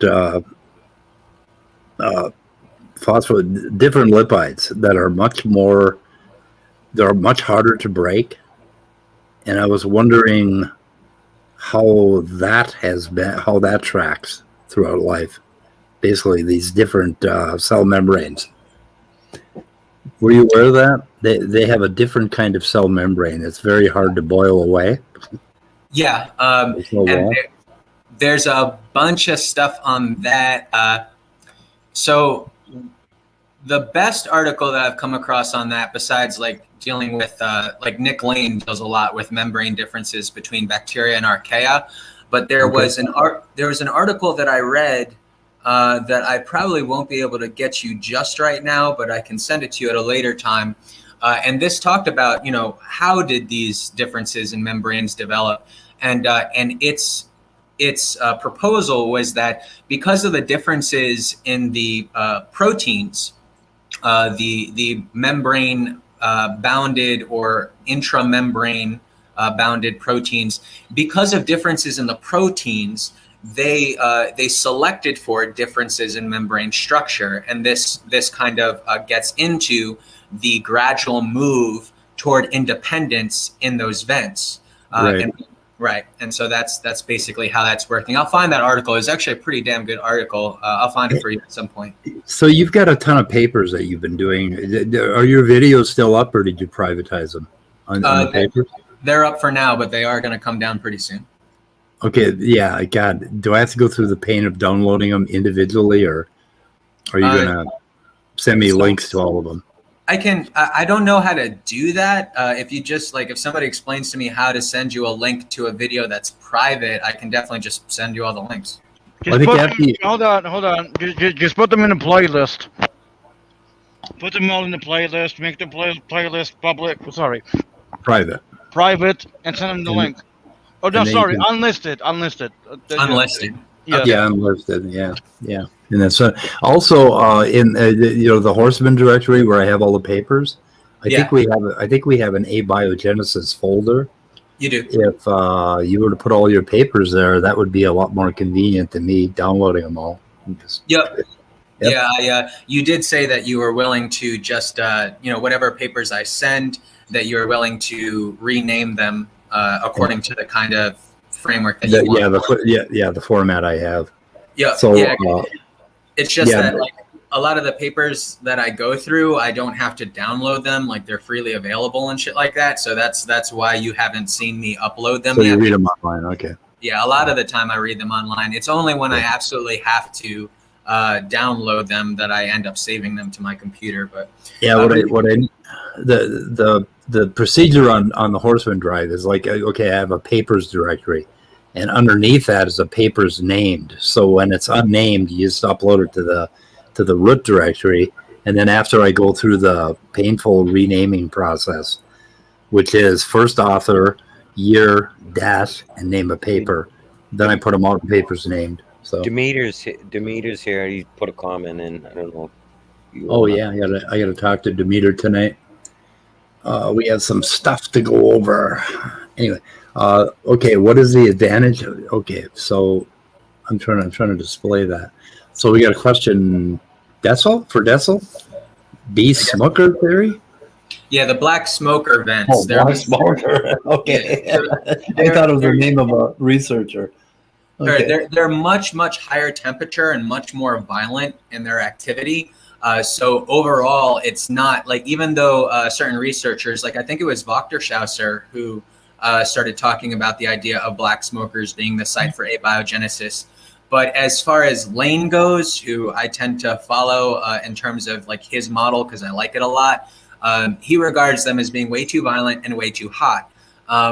And so that would be one thing. However, you do need the black smokers in terms of the kinds of elements and minerals that they're producing, but because they end up helping, because they're flooding the seafloor with all of this material, that material is helpful for things like catalysis.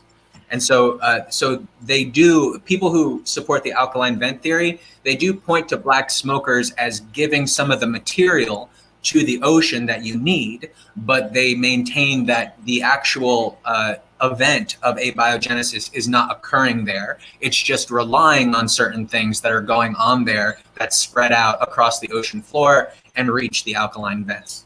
Is that serpentine, the mineral? Wasn't it serpentine they were talking about?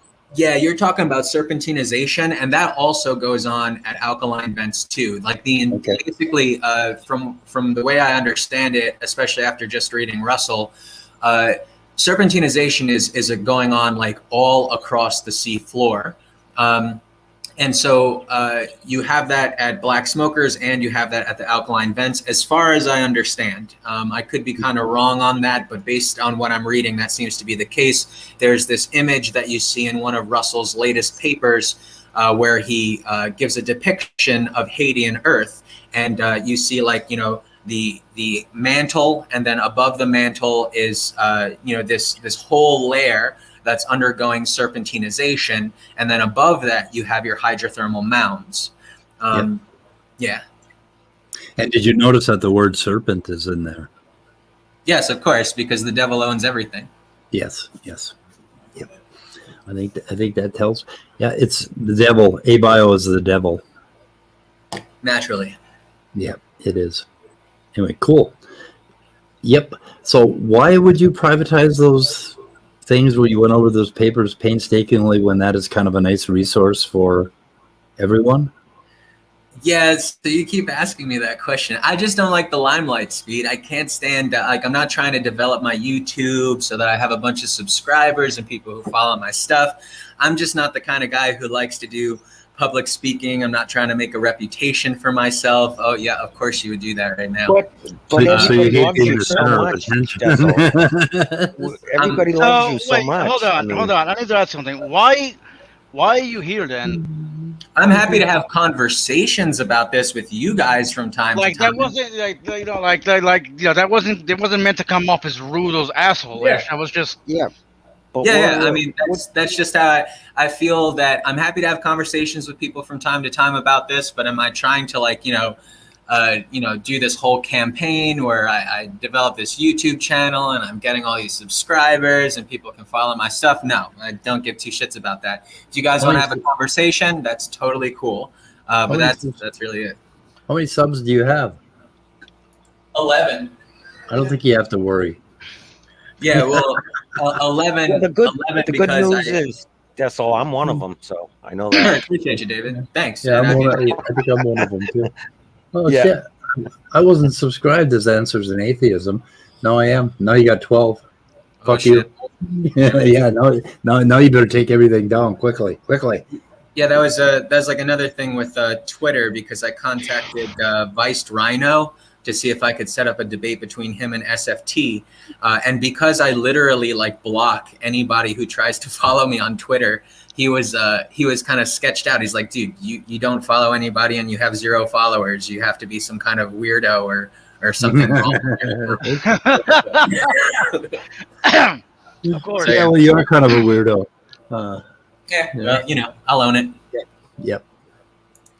Okay. So I see there is one last question that Demeter asked, because he's asking basically for the origins of information from this approach. And so basically, I support what Demeter has been pushing in terms of like an RNA peptide world, because another major thing is the foremost reaction at hydrothermal vents. And the foremost reaction is well known for producing all sorts of different stuff. Within minutes to hours, you get just tons of yields of, not tons of yields, but tons of different kinds of yields. And all frequently in low yields, each respectively, but nevertheless, you get all sorts of different stuff. And so here you can check out this author, this researcher, Arthur Omran.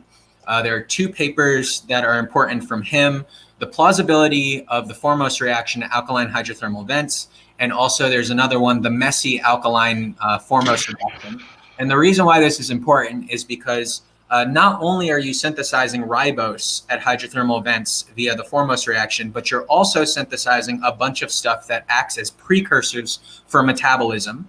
So what you end up with are both the amino acids and the nucleic acids together in one environment. Okay, so that is the beginning of your RNA peptide world.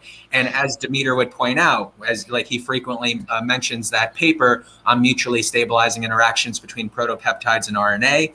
So you have these stabilizing interactions between these organics, and if that's going on at the vents, then you have stability between these 2 different types of organics, and that RNA peptide world will eventually lead to the onset of information. And Demeter, though, in his article on the point of no return, he criticizes an article written by, I think it's West and Lane, on the origin of heredity in protocells.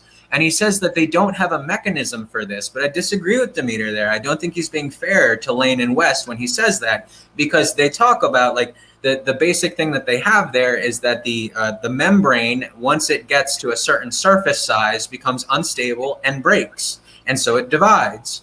And so that is the basic kind of replication. And yet all the same stuff is still within the respective membranes. So it's a kind of rudimentary form of heredity.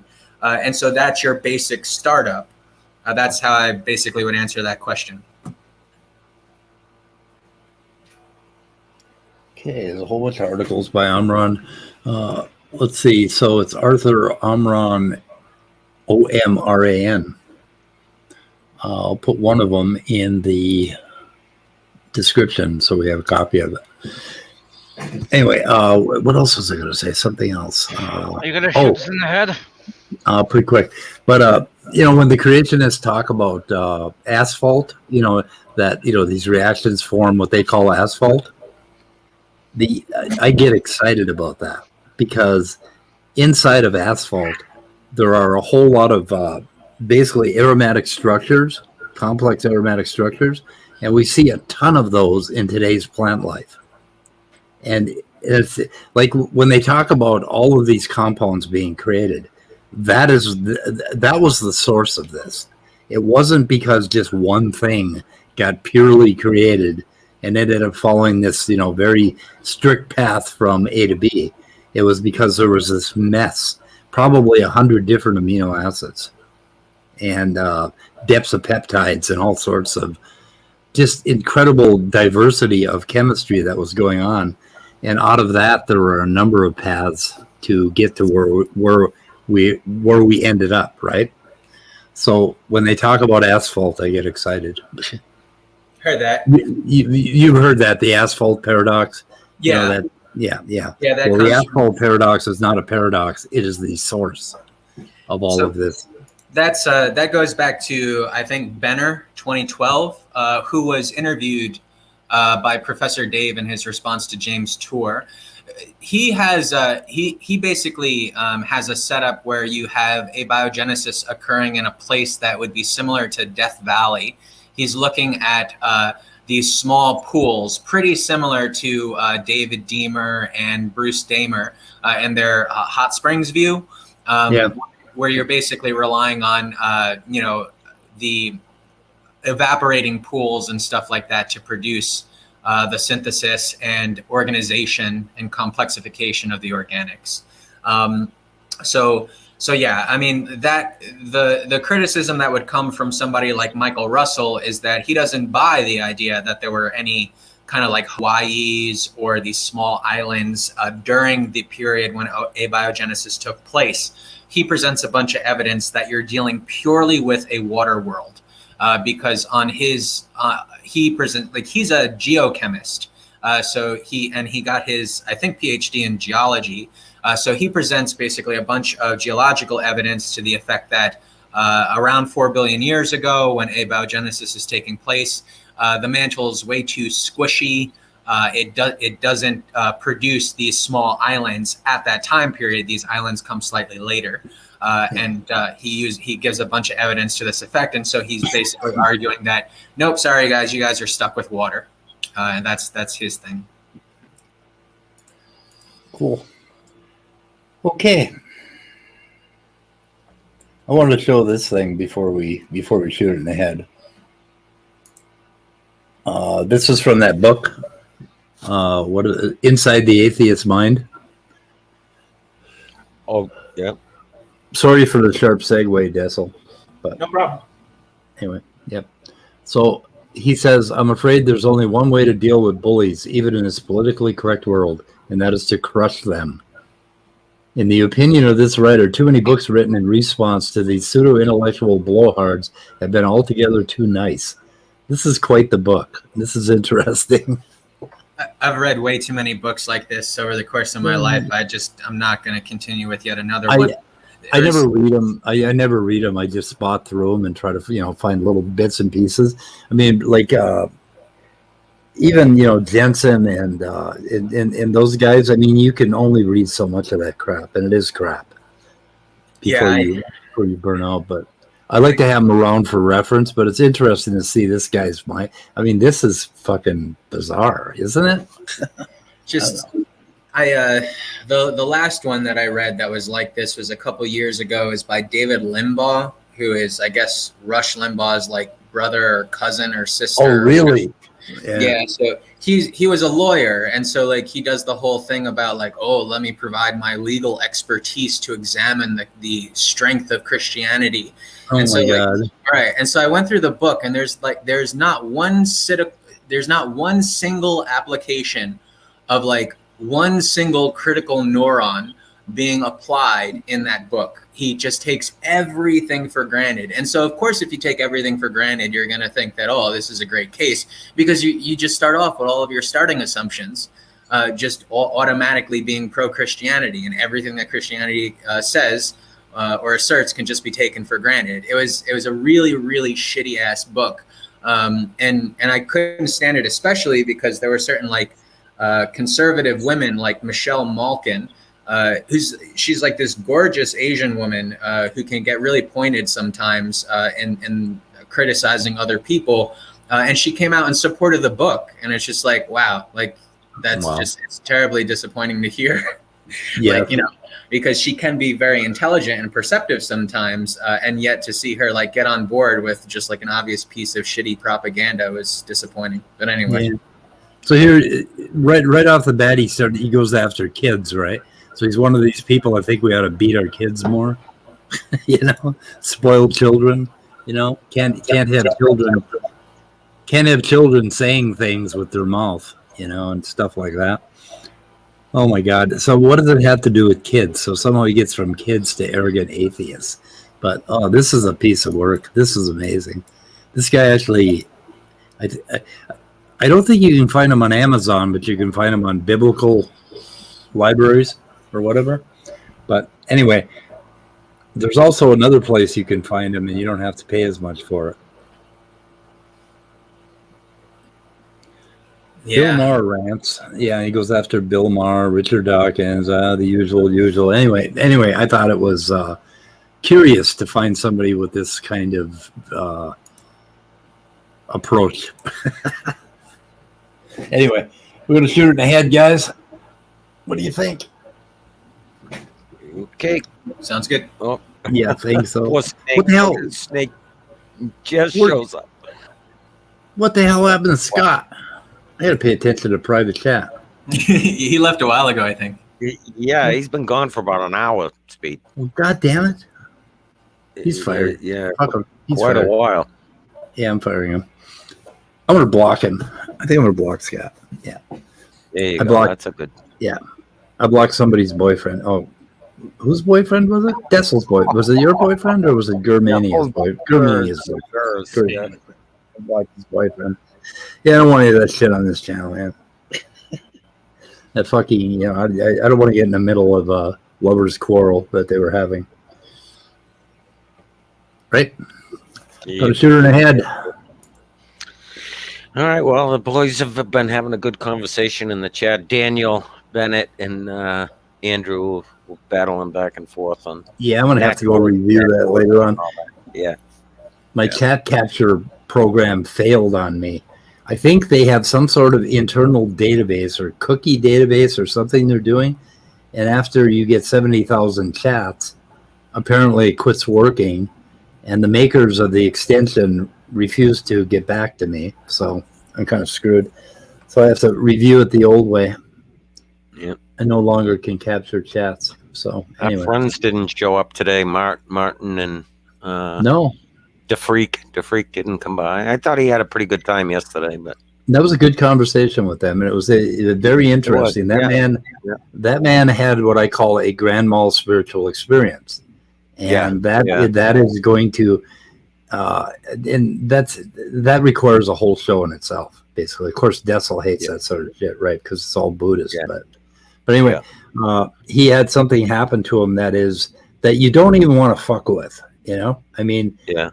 But the thing is, when you have a belief attached to those experiences, you can end up screwing up the experience itself, and you just trade one paradigm for another, where the thing you need to do is to leave the paradigms behind. And that's the point that's missed. And the reason that it lasts about 3 days is because it takes about 3 days for you to plug in a brand new paradigm. And in his case, it's belief in Jesus, you know, and the absolute conviction that Jesus was doing all this stuff, right? And if you had one of those experiences and the only thing you had available to you was a poisonous toad named Greg, then you would think the poisonous toad named Greg was doing it, because that's just the nature of the experience. It's almost like it wipes.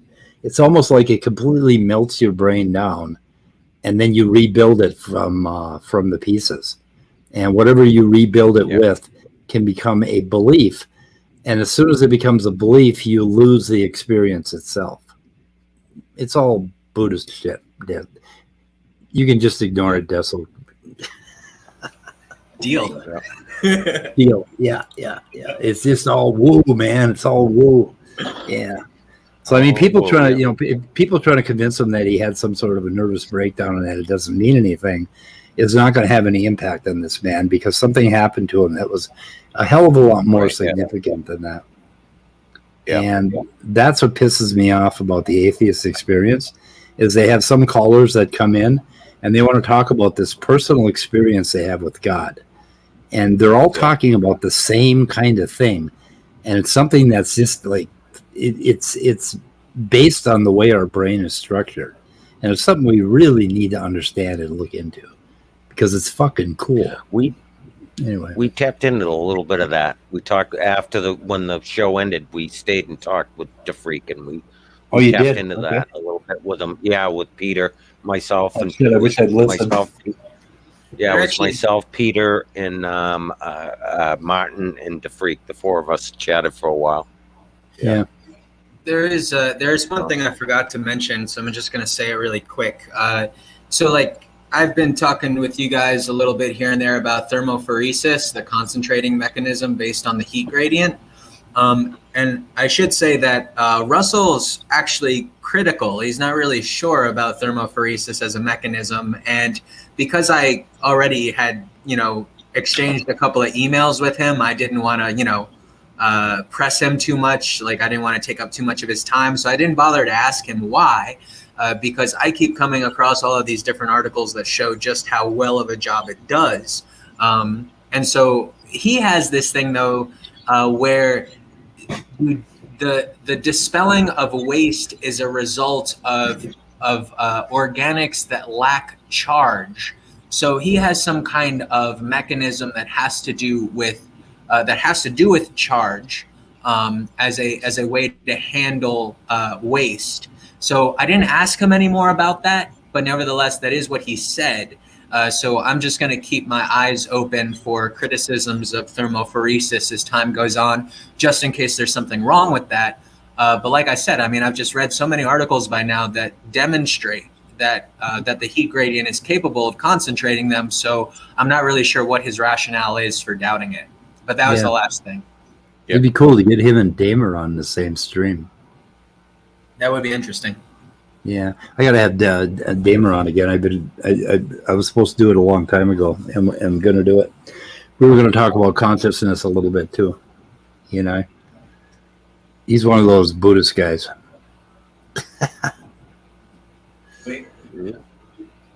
Wait, what? Shooting in the head. All right, sounds good. Goodbye, cruel world.